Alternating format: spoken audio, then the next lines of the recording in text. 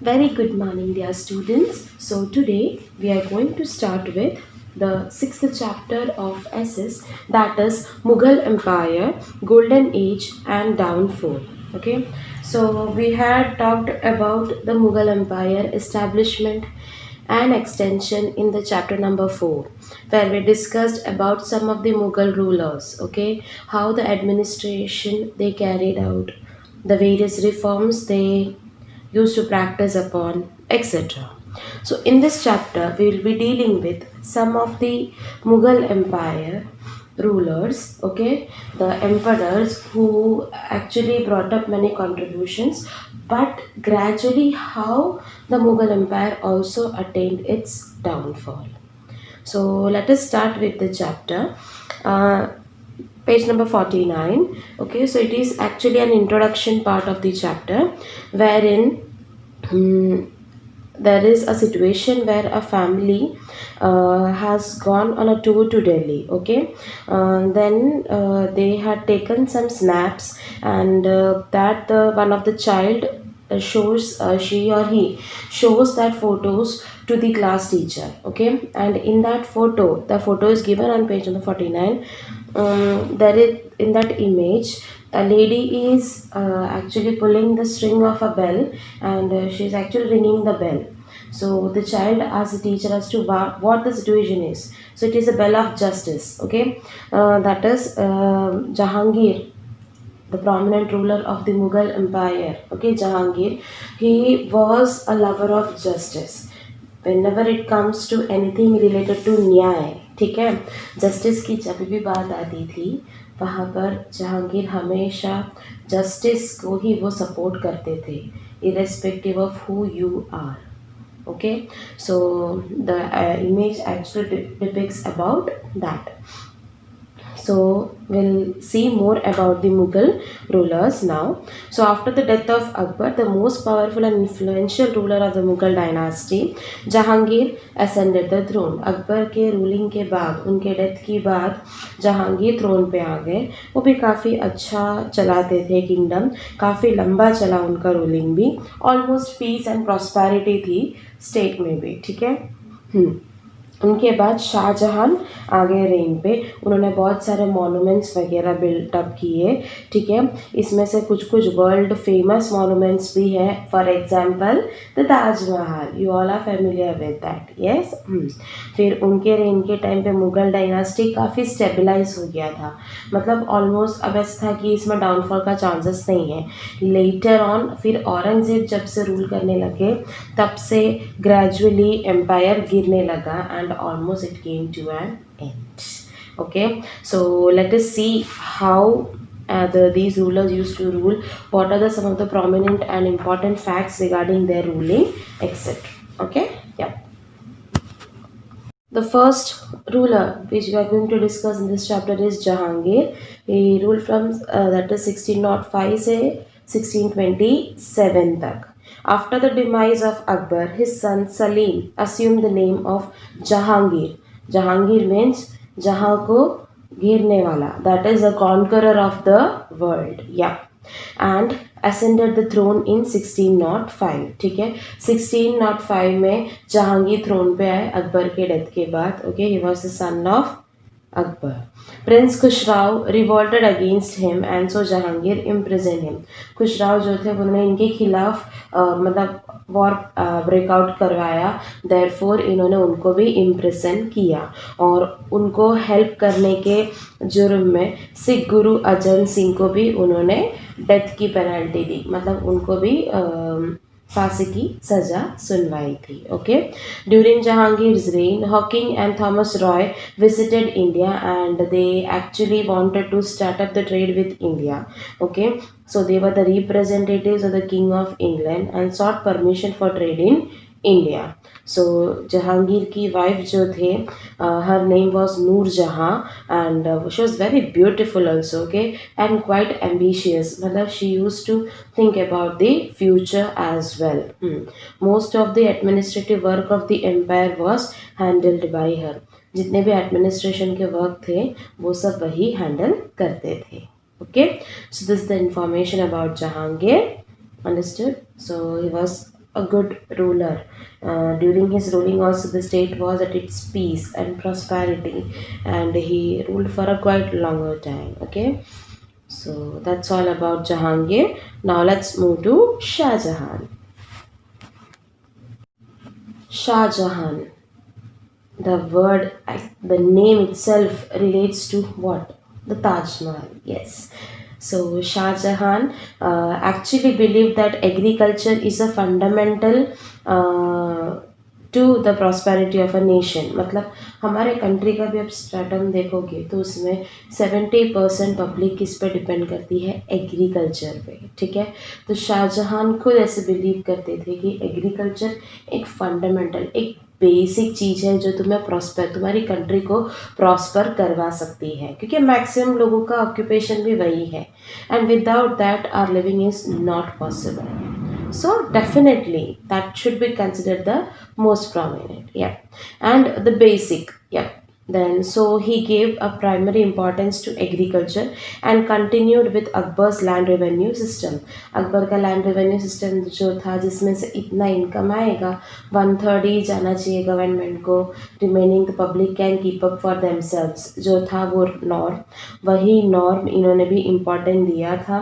वही रिफॉर्म का जो रेवेन्यू सिस्टम है उसको वो फॉलो अप करते थे. कौन? Shah Jahan. He appointed honest and hard working officers. जो ऑनेस्टली वर्कआउट करते हैं, जो हार्ड वर्किंग है, वैसे ऑफिसर्स को ही उन्होंने अपॉइंट किया था. Shah Jahan establish a new city near Delhi and named it Shahjahanabad. उन्होंने एक नया सिटी एस्टैब्लिश किया था और उसका नाम डाला गया था शाहजहानाबाद. उन्होंने वो मतलब दिल्ली पे ही वो न्यू सिटी स्टार्टअप किया था और उसका नाम था Shahjahanabad. He constructed many grand buildings there.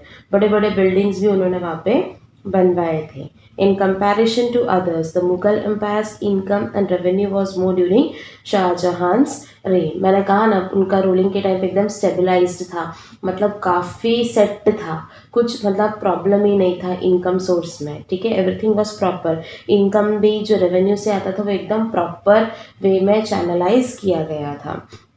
Shahjahan ने बहुत वर्ल्ड फेमस मॉन्यूमेंट्स बनवाए हैं. The Taj Mahal, Diwan i Am, Diwan i Khas in the red fort, then Rang Mahal, Moti Masjid, Juma Masjid of Delhi, etc.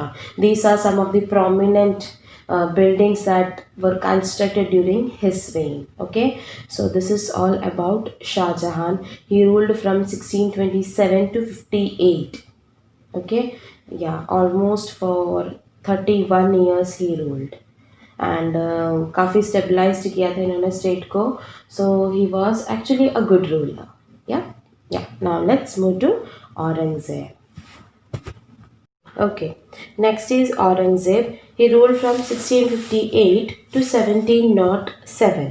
Okay, yeah. So Aurangzeb's memory was very extraordinarily sharp. Okay, मतलब उनको हर चीज़ याद रहे, इतना अच्छा, इतना मस्त वाली मेमोरी थी.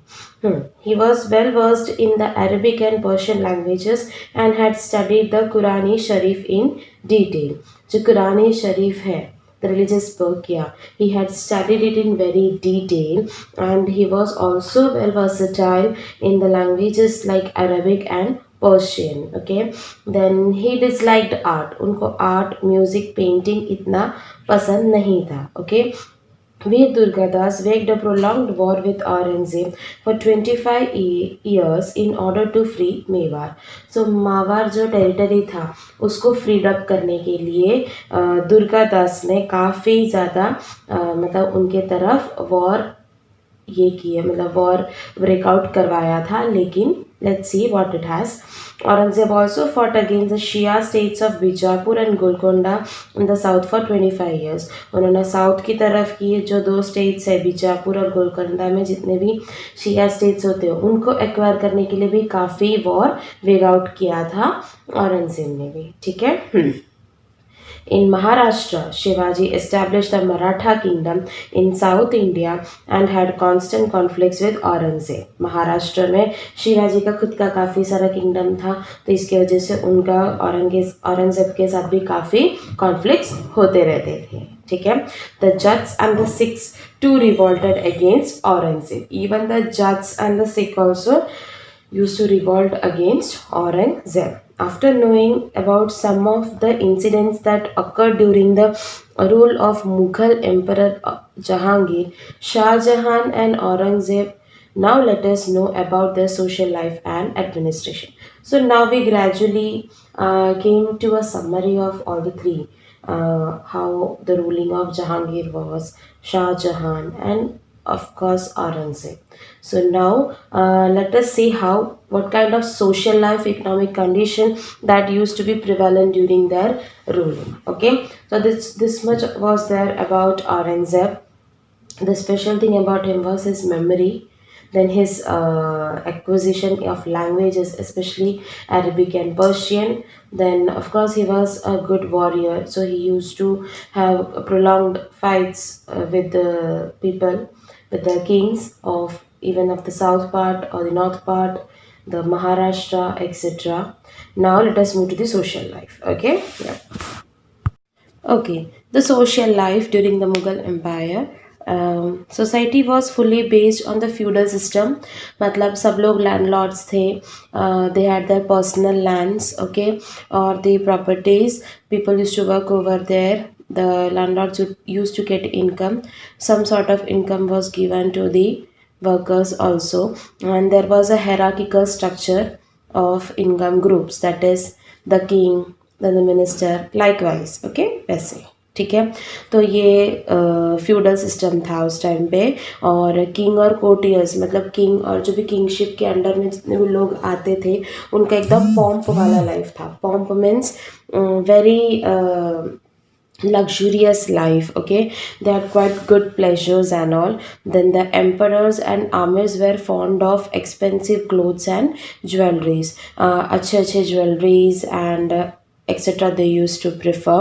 Abul Fazl had written about that about 1000 expensive garments used to be made for the emperor every year.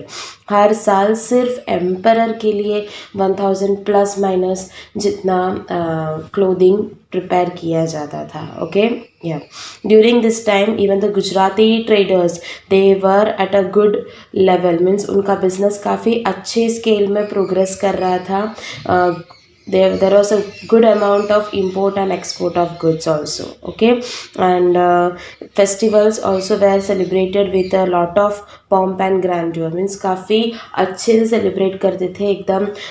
पैसे भी वगैरह अच्छा फ्लो था. देयरफॉर बहुत ग्रैंड तरीके से फेस्टिवल्स भी मनाया जाता था.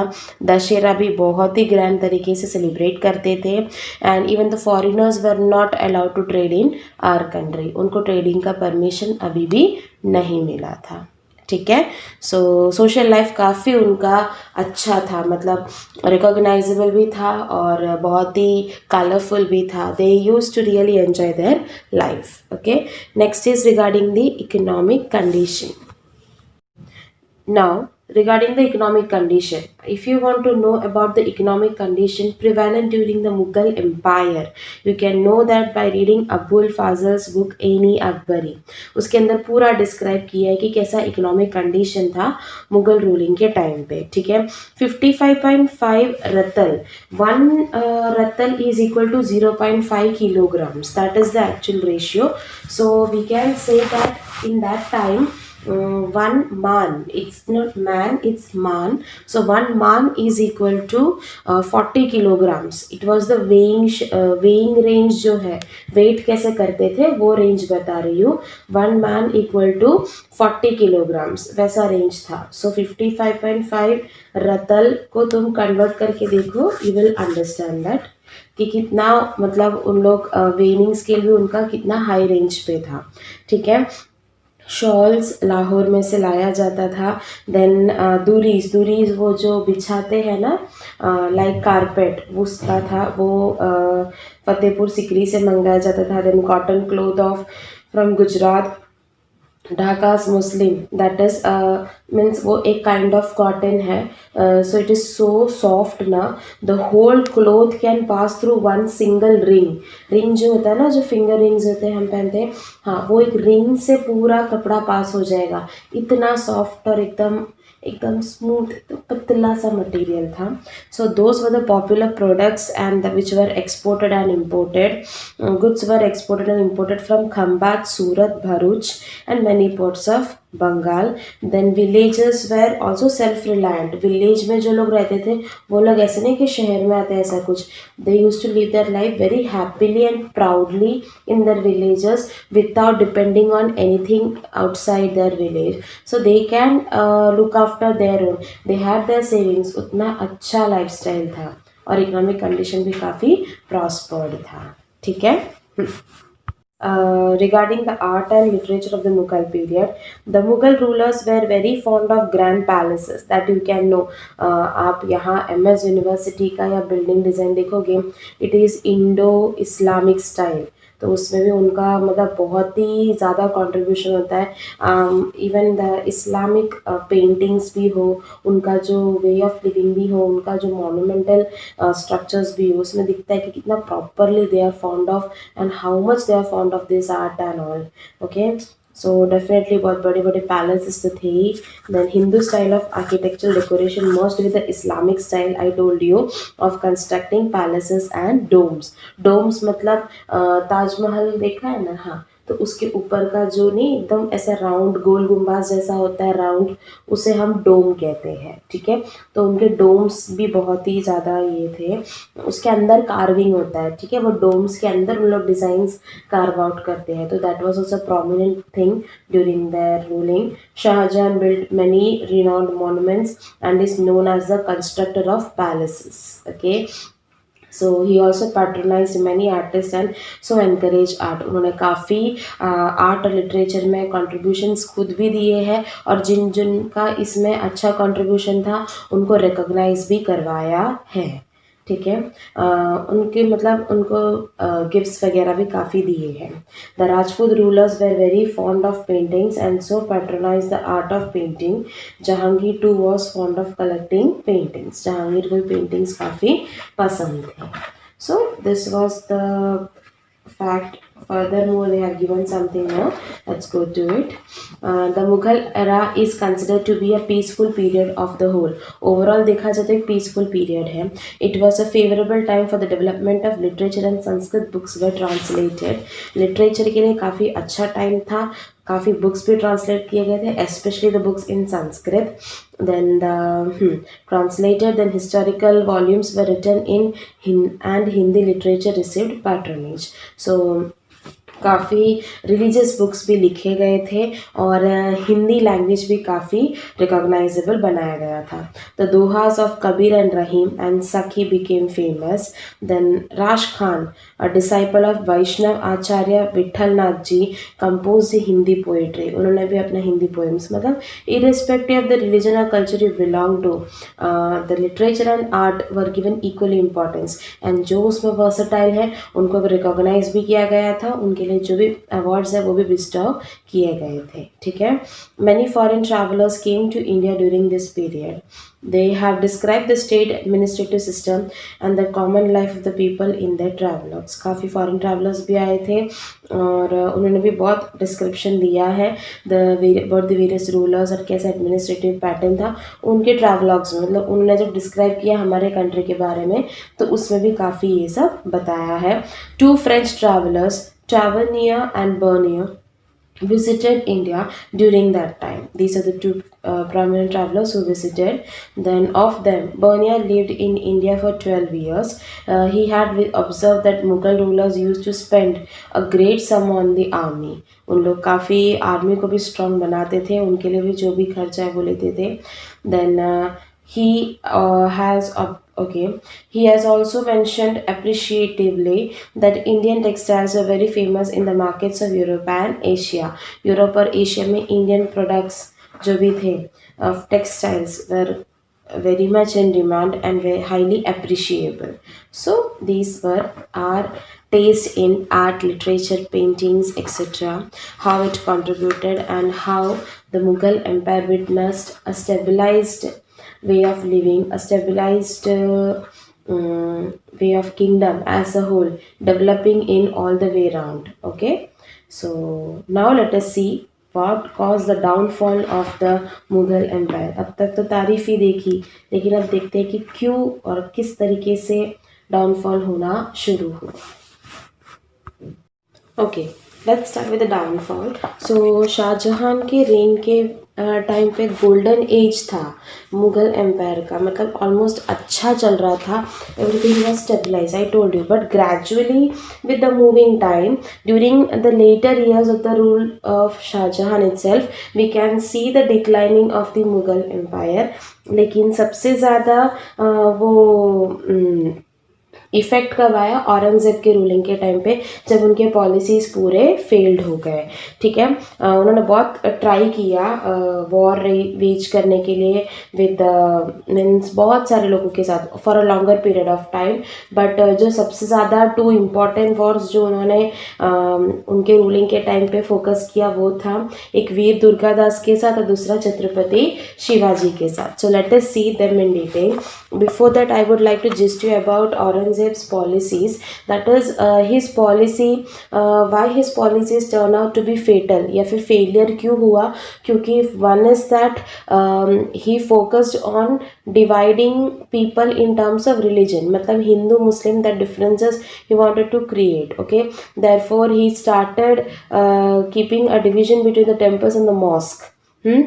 और उनके जो आर्मी में थे, उनकी जो आर्मी थी उसमें जो भी मतलब दूसरे रिलीजन से बिलोंग करते थे वो लोगों को वो मतलब रिमूव करने की कोशिश कर रहे थे. ठीक है, फॉर एग्जांपल उनके जो गवर्नमेंट जॉब्स थे which were considered to be at a good in their ruling, उसमें भी उन लोग इस्लाम बेस्ड या फिर उनके जो कम्युनिटी बेस्ड पीपल को ज़्यादा प्रेफरेंस दे रहे थे other than the other public. Okay, और मेनली वो रिलीजियस रायट क्रिएट करने की कोशिश कर रहे थे ऐसा लगता था. एंड ऑल्सो जो टैक्सेस बैन किए गए थे अकबर के रूलिंग के टाइम पे वो वापस औरंगज़ेब ने रीस्टार्ट किया. तो इसके वजह से जो प्रॉपर इनकम आता था वो भी अब नहीं रहा था and gradually the kingdom attend it's downfall. So now let us move with Veer Durgadas. After the demise of the king of Jodhpur, Jodhpur के किंग के डेथ के बाद उनकी वाइफ जो थी and her son had to be kept under protection. So Veer Durgadas actually safeguarded them from the Mughal rulers. ठीक है, और उन्होंने वो किंगडम को भी बचाया. 25 साल तक उन्होंने मतलब वॉर भले मुगल्स का औरंगजेब के आर्मी की वॉर आती थी, still Veer Durgadas tried to fight against them and gradually he became victorious. Okay, so Aurangzeb was unsuccessful in acquiring the territory. That is the power of Veer Durgadas. उन्होंने मतलब अपना hope भी छोड़ा नहीं, kept on means fighting against this Aurangzeb and still अगर औरंगजेब भी surprise attacks launch out करते फिर भी वो सक्सेसफुल नहीं होते थे and finally he had to actually compromise with them with these Rajputs. Okay, Aurangzeb को कॉम्प्रोमाइज करना पड़ा. Then next is Chhatrapati Shivaji. Okay, so as a consequence of the Aurangzeb's policy, many kingdoms were against him. बहुत सारे kingdoms ने उनके खिलाफ मतलब protest किया था. मराठा किंगडम भी एक सबसे प्रोमिनेंट था उनमें से. जो मराठा सरदार्स थे, ठीक है, they actually work for the Bahamani sultan. They had good land, मतलब उनको काफ़ी इनकम भी आता था क्योंकि बड़े बड़े लैंड्स भी उनके नाम पे थे.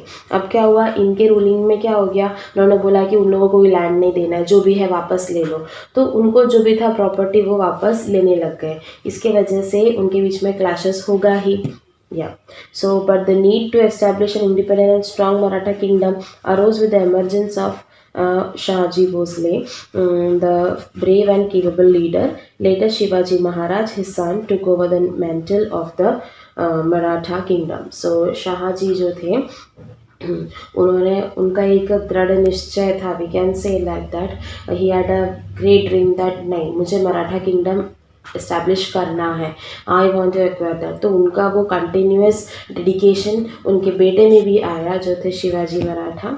हाँ, तो उन्होंने भी फिर कंटिन्यूसली मतलब वॉर रेज आउट किया, और वो भी 25 ईयर्स तक औरंगज़ेब के साथ लड़ते रहे, जब तक उनको उनको जो जस्टिस चाहिए वो नहीं मिला।